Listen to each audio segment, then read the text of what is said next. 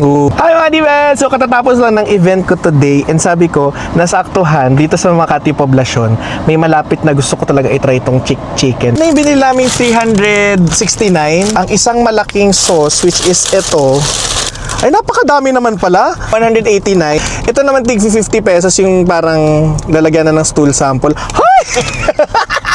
Joke lang po sa kumakain. Samang mac and cheese ng chicken natin. Ayun yung mac and cheese. Tara na macaroni noodles na nilagyan ng cheese sauce. It's okay. Bigyan ko to ng 7 out of 10. I mean 7 siya kasi nag-iinarte ako. 369 lang tong set. Ka makukuhang 1, 2, 3 3.5 na chicken. Yes, nalalasahan mo ketchup mayo na may parang umami flavor coming na may slight tang. Parang nagagaling nga sa Worcestershire. Yan, nakita ko may mga spices pa siyang nilagay and herby taste na nalalasahan na very light. Perfect sa fries. Tamang very well spiced siya. Ooh.